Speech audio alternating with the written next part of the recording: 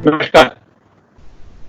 आज अयोध्या में भगवान राम के मंदिर का शिलान्यास हुआ, जो बहुत सालों से, शतकों से, दशकों से हम सबकी आकांक्षा थी, वो आज पूरी हुई और आज से एक भव्य मंदिर के निर्माण शुरू हो जाएगा। लेकिन एक सवाल तो यहाँ ये उठता ही है कि जिस अयोध्या में राम का जन्म हुआ, जहाँ राम का राज रहा, जो रामराज का केंद्र रहा, वो अयोध्या विकसित क्यों नहीं हुई?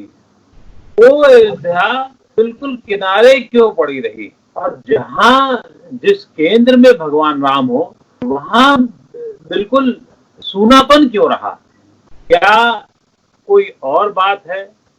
क्या वास्तुशिल्प को लेकर के कुछ है? जब से सुप्रीम कोर्ट का फैसला आया है, तब से और फिर खास तौर से जब से शिलान्यास की खबरें शुरू हुई है कि शिलान्यास 5 अगस्त को होगा, तब से कुछ लोग ये कहने लगे हैं कि इसके वास्तुशिल्प को लेकर के कुछ बातें कही जाने वाली लगी है।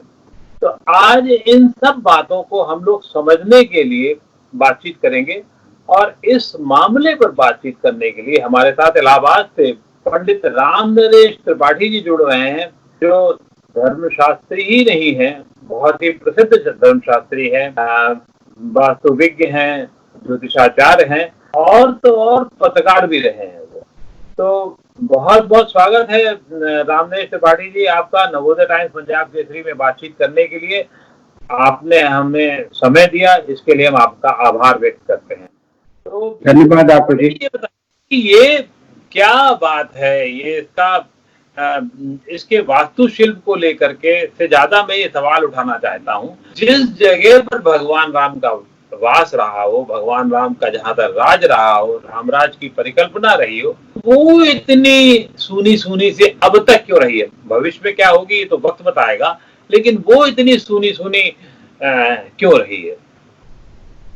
काकू जी, ये बहुत ही सामयिक प्रश्न है और बहुत ही सूझबूझ का प्रश्न है।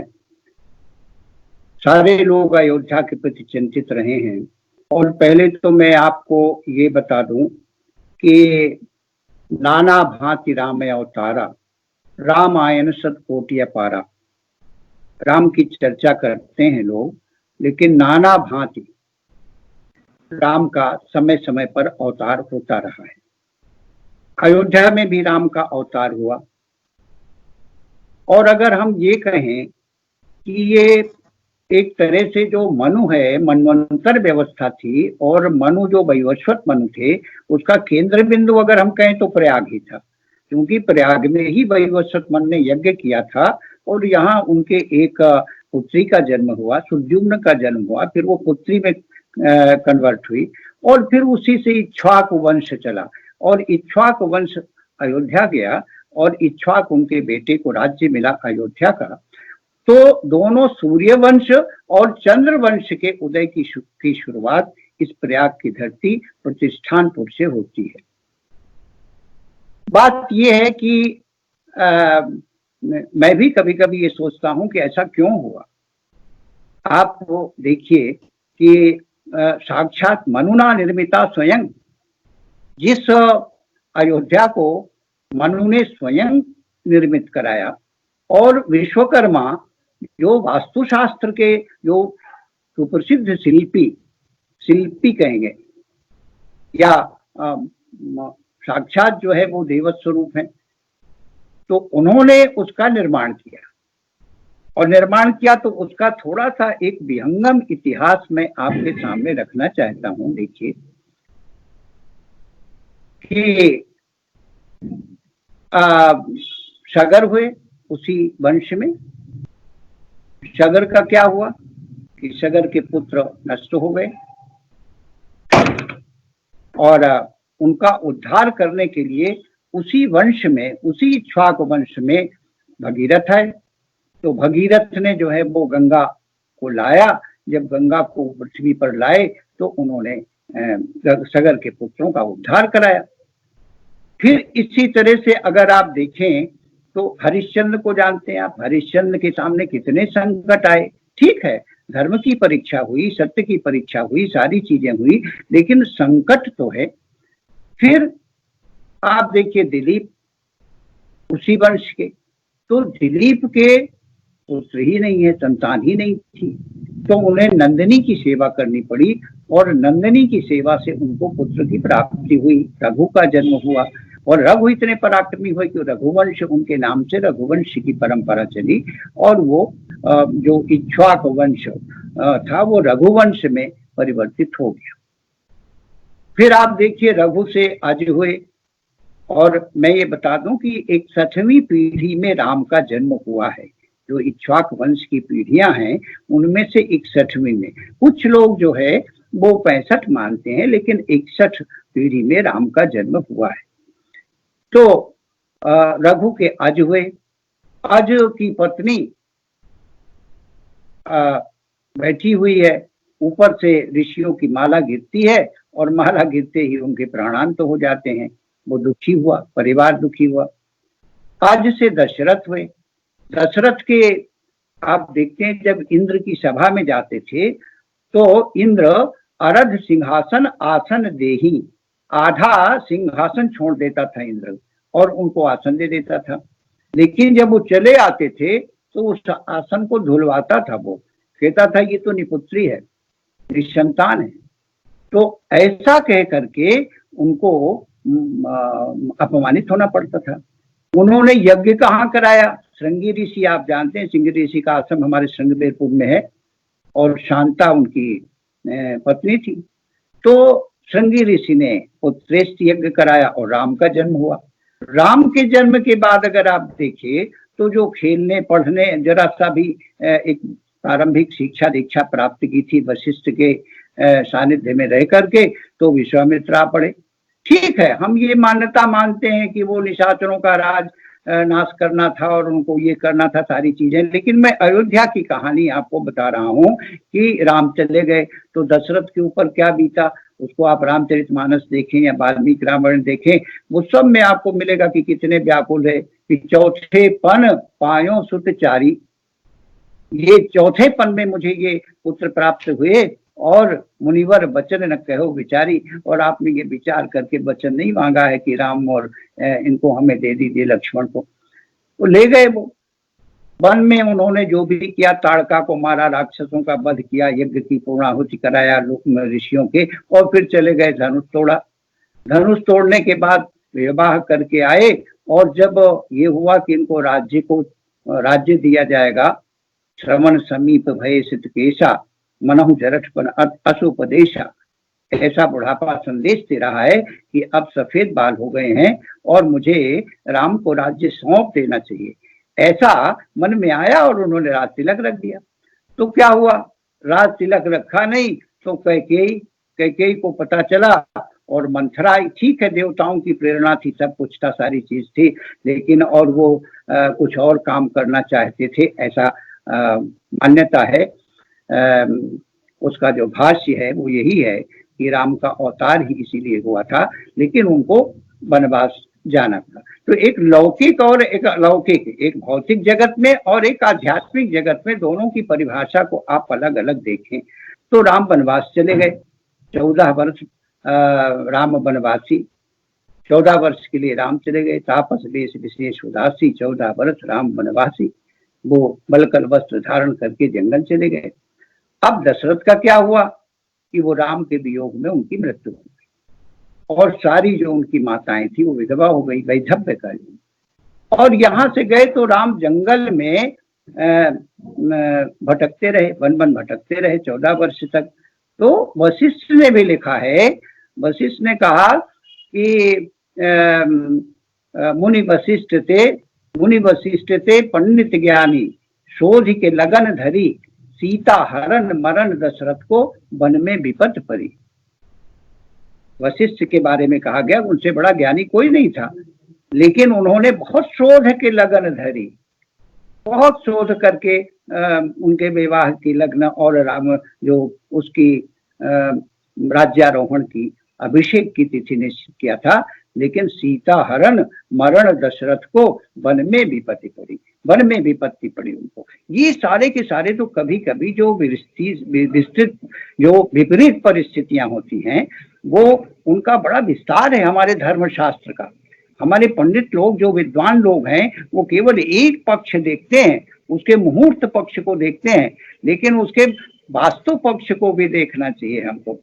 जमीन जो है, भूमि उसकी वो गजप्रस्थ है कि जमीन उसकी भूमि जो है जहां निर्मित हो रहा है वो अस्तर या पूर्व पृष्ठ है, तो या जमीन आयताकार है या जमीन त्रिकोण स्थिति में है, ये किस भूमि में निर्माण हो रहा है। आज तक आपने देखा कि किसी ने भूमि का निर्णय तो हो गया कि हाँ साहब वो राम की जन्मभूमि है, तो उसी राम की जन्मभूमि पर जहां पर निर्माण हो रहा है, जहां पर गर्भगृह बनाया गया है, तो उसी गर्भगृह पर ही तो राम मंदिर बना था।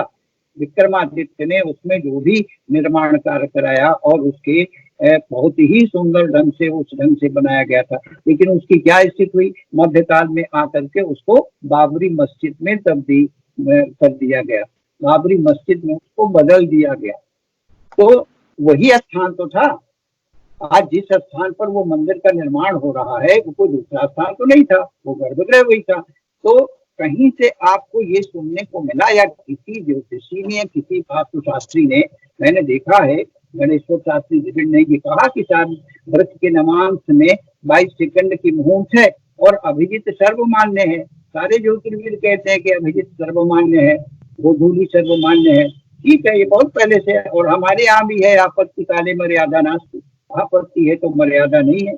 और फिर राम का काम हो रहा है तो शुभस्यति शीघ्रम, शुभ कार्य है तो उसमें विलंब नहीं करिए, विलंब नहीं होना चाहिए। तो ये सारी चीजें सब अपनी जगह ठीक है, लेकिन जरा सा राम स्वयं कहते हैं, आज प्रधानमंत्री ने भी दोहराया उसको, कई हमारे जो वक्ता थे उन्होंने कहा कि भगवान स्वयं कहते हैं कि अवधपुरी मम पुरी सुहावनी, उत्तर दिश सरयू बह पावनी, ये मेरी बहुत ही सुंदर पुरी है।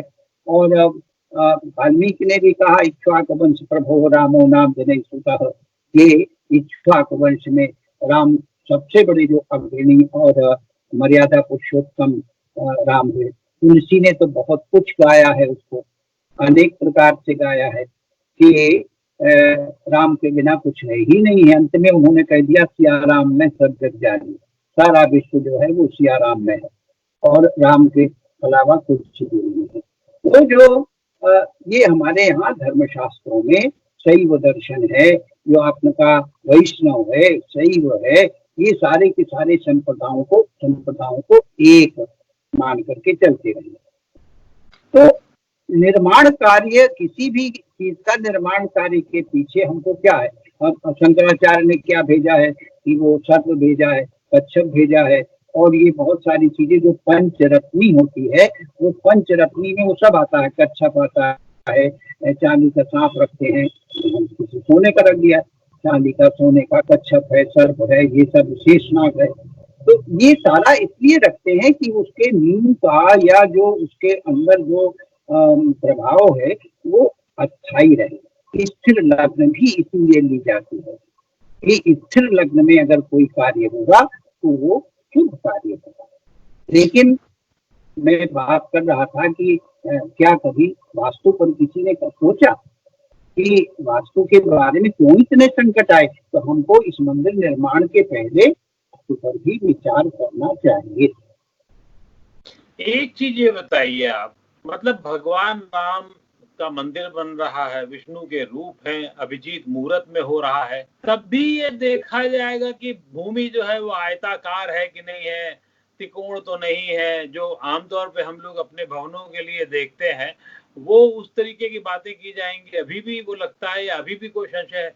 एक इसके अलावा इस पहले इस सवाल का जवाब मेरे ख्याल से हम सबके मन में जरूर हम लोग सब जानना चाहते हैं। देखिए, मैंने पहले ही कहा कि एक लौकिक और एक आध्यात्मिक। जब राम का जन्म हुआ तो सारे ग्रह नक्षत्र अनुकूल हो गए। राम के जन्म के समय में ग्रह नक्षत्र ही आ गए, उनके देवता पुष्प वर्षा करने लगे। तो वो एक तो आध्यात्मिक परंपरा की चीजें हैं। लेकिन हम जब वो लौकिक परंपरा की बात करते हैं, लौकिक जीवन की बात करते हैं, और हम एक अंदर वास्तु, हमारा पूरा वेद, वेद में वास्तु शास्त्र का पूरा विधान है। ये कोई छोटा मोटा विधान नहीं है। ये वास्तु शास्त्र का मंदिर का निर्माण कैसे होना चाहिए, उसके पिलर कितने जाने चाहिए, और उसका जो गहराई कितनी होनी चाहिए, वैदिक रीत में उसके नीचे क्या क्या होना चाहिए, और ये सारा का सारा जो विधान है वो हमारा वैदिक विधान, वेद का विधान है। और उसमें चाहे राम का, मैं आ रहा हूँ कि राम ठीक है, हम मर्यादा पुरुषोत्तम राम का, तो फिर हमको कुछ भी नहीं देखना चाहिए, तब तो हमको ज्योतिष भी नहीं देखनी चाहिए, और चीजों पर भी कोई चर्चा नहीं करनी चाहिए। तो ज्योतिष कोई अलग थोड़ी है, ज्योतिष तो वास्तु का पार्ट ही है, उसका हिस्सा है। तो मेरे कहने का मतलब ये है कि जब आप दीवार खड़ी करेंगे, आप मूर्ति रखेंगे, आप देव की प्राण प्रतिष्ठा करेंगे, और आप द्वार बनाएंगे, तो हमारे यहाँ द्वार का विधान है। अगर ऐसा किया है उन्होंने, तो मैं ये नहीं कहता कि उन्होंने किया नहीं होगा। अगर ऐसा किया है इसमें तो बहुत अच्छा है, बहुत सुंदर है। मैं पहले की बात में एक प्रश्न उठता है कि इतने सारे जो संकट आए हैं और वो एक परंपरा हमारे सामने चली आ रही है, तो उनकी संभावनाएं क्या आगे चल करके नहीं हो सकती हैं? अगर अगर ये प्रश्न है तो इस प्रश्न का समाधान मंदिर निर्माण से पहले हो जाना नहीं। मैं मानता हूं कि शायद उसका वास्तु के हिसाब से भी उसका ज्ञान पूरा लिया होगा, उसका ध्यान रखा गया होगा। लेकिन क्या अब ये उम्मीद करनी चाहिए कि भगवान राम का मंदिर अब वहां शिलान्यास हो गया है, निर्माण शुरू हो जाएगा, तो क्या अयोध्या का कायाकल्प भी उसी तरीके से हो जाएगा? अयोध्या के लोगों के मन का कायाकल्प हो जाएगा? उत्तर प्रदेश के लोगों के मन का कायाकल्प हो जाएगा? अगर ईश्वर और मंदिर से इतना फर्क पड़ता है तो निश्चित रूप से इस तरीके का भी होना चाहिए कि मन से भी लोग स्वच्छ, सुंदर और अच्छे हों।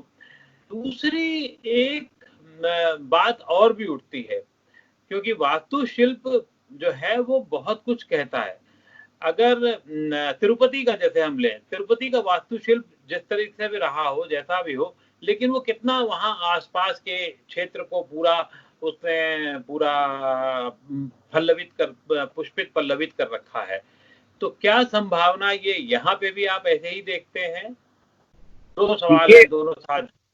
देखिए, फिर वही तिरुपति का जो तिरुपति बालाजी का मंदिर है, और वहीं पर एक अन्य बहुत ही प्रसिद्ध है, जो तिरुपति बालाजी जाता है तो वो वहां शिव मंदिर का दर्शन करता है।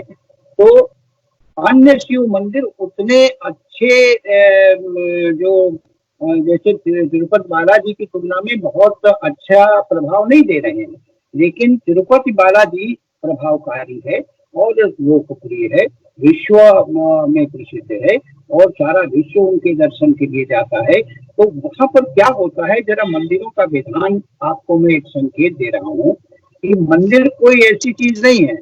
मंदिर का जो गर्भगृह बनता है और मंदिर के जो गुंबद बनते हैं, तो वो गुंबद बराबर ब्रह्मांड से एनर्जी लेते रहते हैं। कॉस्मिक एनर्जी जो ब्रह्मांड में होती है, वो कॉस्मिक एनर्जी उस गर्भगृह के अंदर बराबर आती रहती है।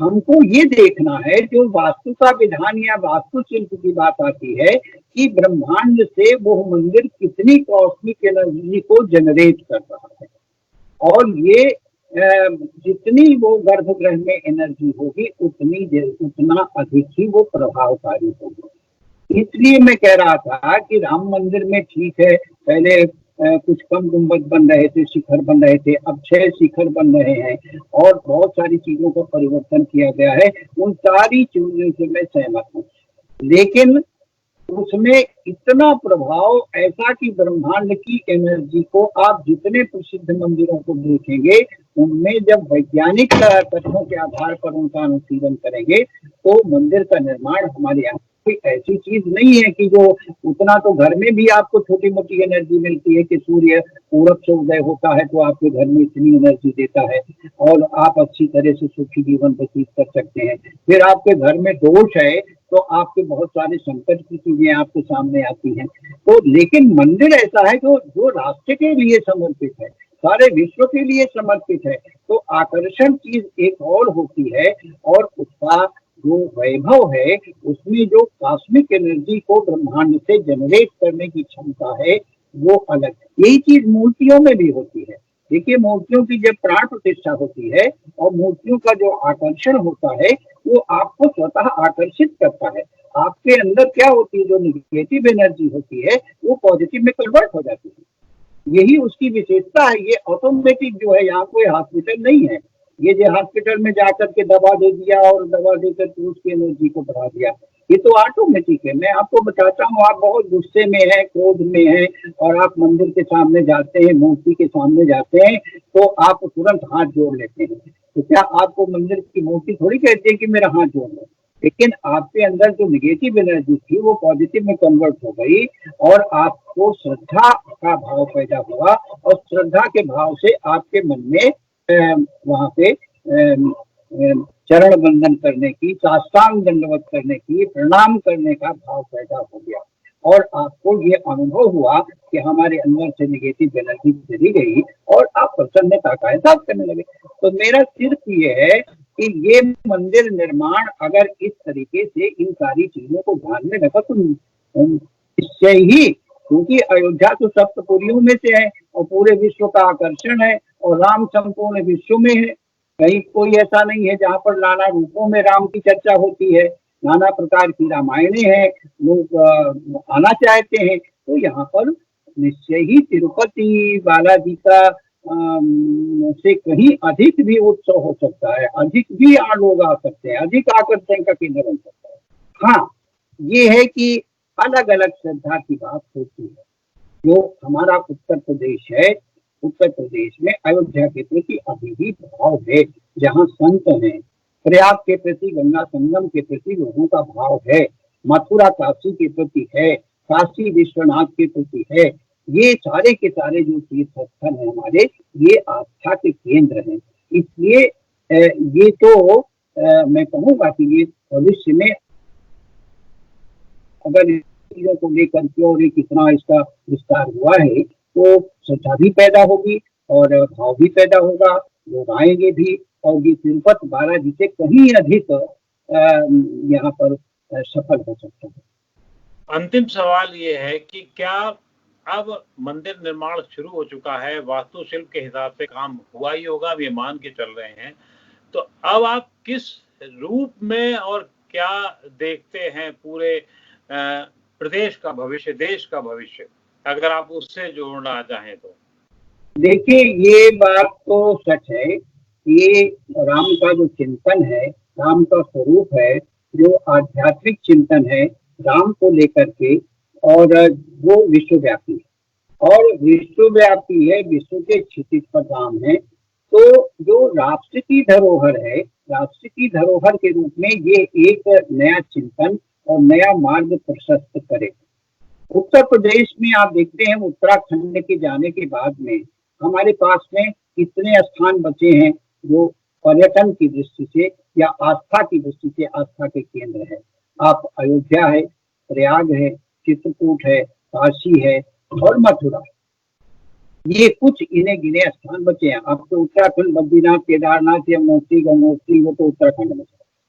तो अगर ये जैसे राम गमन पथ बन रहा है, ये चित्रकूट और इसको शामिल कर रहे हैं, इसी तरह काशी विश्वनाथ और ये सारे के सारे तीर्थों को अगर जोड़ दिया जाता है तो जो देश का या विश्व का लोग आते हैं, करोड़ों के करोड़ लोग प्रयाग में ही संगम में जुटते हैं, कुंभ और अर्ध कुंभ में, वो सारे के सारे लोग अयोध्या जाना चाहेंगे, सारे के सारे जो लोग काशी जाना चाहेंगे, चित्रकूट जाना चाहेंगे। तो ये इस तरह से यहाँ पर आप उसको दूसरी लौकिक दृष्टि से देखें तो पर्यटन की दृष्टि से देखिए, और हमारे यहाँ जो आध्यात्मिक पर्यटन है, आज के जो पर्यटन है, उस पर्यटन और आध्यात्मिक पर्यटन में बहुत अंतर है।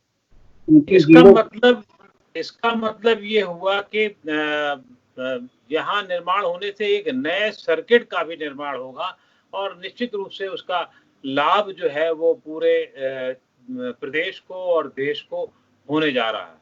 जी, इसको जो है, इसमें सारे विश्व के लोग आएंगे, आस्था का नाम पर आए, अयोध्या के विकास के नाम पर आए, अयोध्या को देखने के लिए आए। बड़ा भाग्य समझते हैं लोग कोई संगम स्नान कर लेता है तो जीवन में कृतार्थ हो जाता है। काशी विश्वनाथ दर्शन कर लेता है, साउथ का व्यक्ति आता है। और दूसरी चीज आपको जी मैं बताऊं कि जितना हमारी इन संस्कृतियों ने और मंदिरों ने काम किया है प्राचीन काल से, कि उत्तर का व्यक्ति दक्षिण जाता है, दक्षिण का व्यक्ति उत्तर जाता है, पूरब पश्चिम, पश्चिम पूरब, ये जो आवागमन है इन मंदिरों के माध्यम से, उससे भारतीय संस्कृति में अनेकता में एकता का संचार होता है। अनेक है, हम एक दूसरे की भाषा को सुनते हैं, समझते हैं, एक दूसरे की वेशभूषा से परिचित होते हैं। और यही भारत जो है वो अनेकानेक संस्कृतियों का देश है।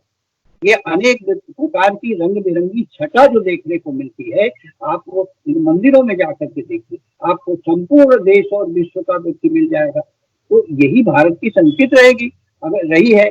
और अगर आप देखें भारत सरकार हो या हमारे जो कोई भी सरकार रही हो, मैं बहुत ज्यादा किसी पर जोर नहीं दूंगा, लेकिन अगर इनकी उपेक्षा होगी, इन स्थानों की उपेक्षा होगी, हमारे यहाँ मैं कहता हूँ जैसे अयोध्या में क्या है, वहाँ की परिक्रमा चलती है, चित्रकूट की परिक्रमा चल रही है, नैमिषारण्य की परिक्रमा चल रही है, आपके मथुरा की परिक्रमा वृंदावन की चलती है, चलो आपकी बंद पड़ी हुई है।